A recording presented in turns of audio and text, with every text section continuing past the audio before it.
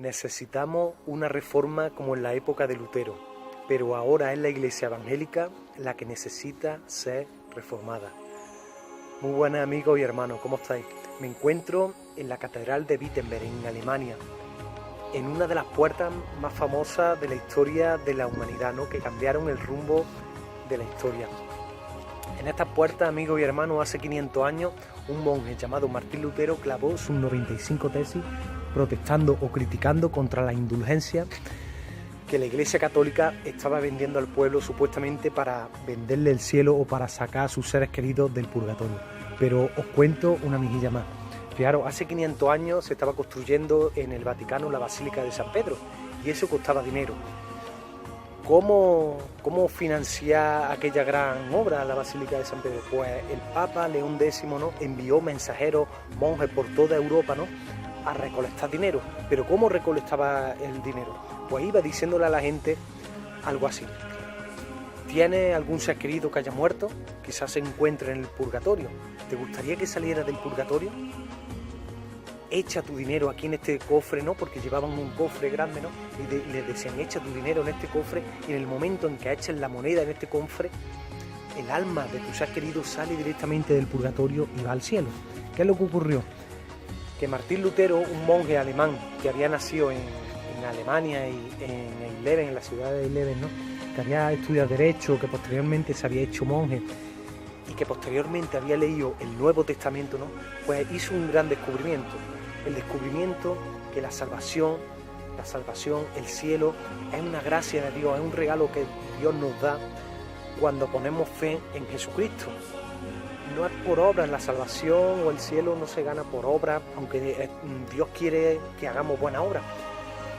Pero la salvación no se gana por obras, sino por poner fe en Jesucristo nuestro Señor. Mucho menos la salvación se gana o se obtiene por el sucio dinero. Entonces, como Martín Lutero había leído el Nuevo Testamento, ¿no?, protestó, escribió 95 tesis, se vino aquí a una puerta que había entonces de madera, ¿no?, y las clavó aquí, 95 tesis, protestando contra esa indulgencia, contra esos papelotes, ¿no?, que tenían engañado al pueblo y que les decían, oye, si tú das un dinero, yo te doy este papel, ¿no?, esta indulgencia, ¿no?, y salva a tus seres queridos del purgatorio, o con esta indulgencia, con este papel, te puedes salvar tú si le das un dinero a la Iglesia Católica, ¿no? Entonces, aquella indulgencia, ¿no?, que Martín Lutero clavó en la Iglesia, en estas puertas, ¿no?, hace 500 años, ¿no?, se propagaron como la pólvora. Fijaros que se había inventado hace poco la imprenta. Aquellas 95 tesis empezaron a imprimirse, empezaron a rular por Alemania, por toda Europa, llegaron a Roma, el Papa se enteró, el Papa se enfadó con Lutero, llamó a consulta a Lutero, se enteró el emperador Carlos I de España y convocaron a Lutero a un concilio llamado la Dieta de Worms. Allí instaron a Lutero a que se arrepintiera de lo que había dicho, a que se arrepintiera, que se retractara de decir que la salvación, pues, que no era por gracia, sino que efectivamente se podía comprar con dinero. Le dijeron, oye, arrepiéntete, retráctate de lo que has dicho en contra del Papa y en contra de la indulgencia. ¿Y sabéis qué dijo Lutero? Dijo algo así, dice, a menos que me corrijáis, con la Sagrada Escritura, no puedo ni quiero retractarme, porque mi conciencia es prisionera de la palabra de Dios. Lutero no se retractó delante de Carlos I de España, del emperador. No se retractó. Lutero salió de la Dieta de Worms. La Inquisición católica empezó a perseguirlo, el emperador empezó a perseguirlo.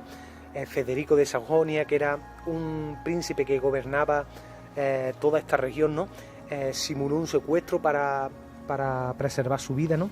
Y bueno, ahí comenzó la reforma protestante. Después de Martín Lutero llegaron los anabaptistas, porque Martín Lutero, cuento que no reformó la Iglesia en su totalidad. Él, pues, por ejemplo, dio algunos pasos, pues, por ejemplo, decir que la salvación es por gracia, por medio de la fe en Cristo Jesús. Él también defendió la abolición del celibato. Pero Martín Lutero, por ejemplo, creía creía en el bautismo de los niños o creía también en la transubstanciación, es decir, que el cuerpo y que el pan y el vino se transforman literalmente en la Eucaristía en el cuerpo y sangre de Jesucristo nuestro Señor, ¿no? Entonces Lutero no reformó, dio un paso, reformó algunas cosas, pero no reformó completamente la Iglesia. Después fueron viniendo otros hombres, por ejemplo los anabatistas. Ellos dijeron que el bautismo no era para niños, sino para adultos.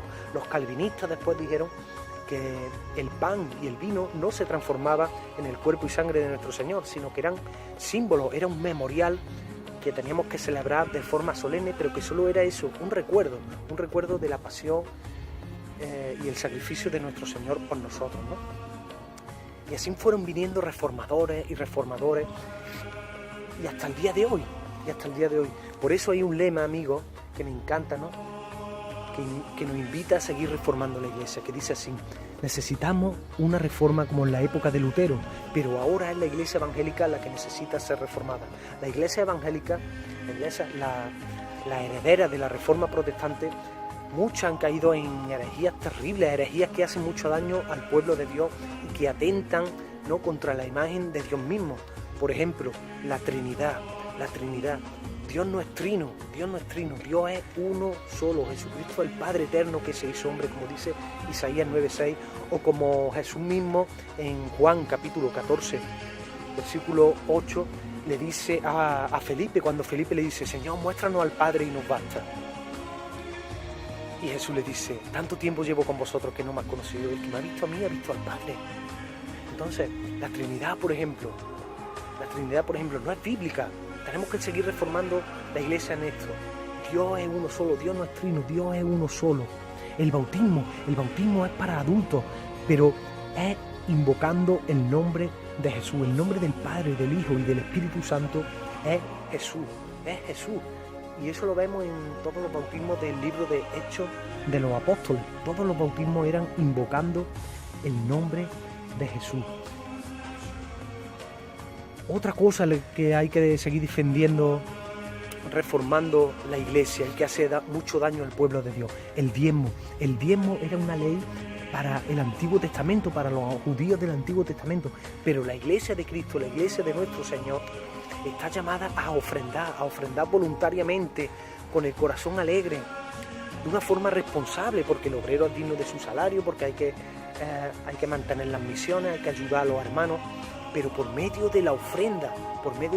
Otra cosa que habría que reformar la Iglesia es: hay denominaciones que dicen que todos tienen que hablar lengua, cuando Pablo le dice a los corintios que Dios, por un mismo espíritu, a uno le ha dado lengua, a otro le ha dado don de sanidad y a otro don de profecía, por un mismo espíritu, pero no todos hablan lengua. Dice el apóstol Pablo en su carta a los corintios. Entonces, hermanos, todavía Lutero dio un paso, reformó la Iglesia en ciertas cosas, pero la Iglesia todavía necesita reforma. Necesitamos volver a la pureza, a la sencillez de la Iglesia primitiva.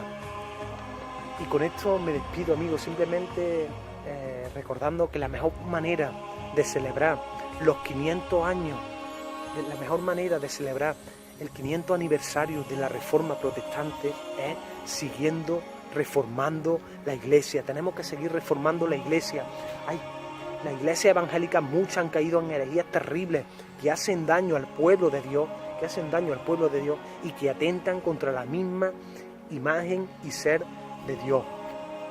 Y con esto me despido desde la preciosa Catedral de Wittenberg en Alemania, ante esta puerta, ¿no?, en la que Martín Lutero clavó sus 95 tesis hace 500 años, ¿no?, y cambió el mundo.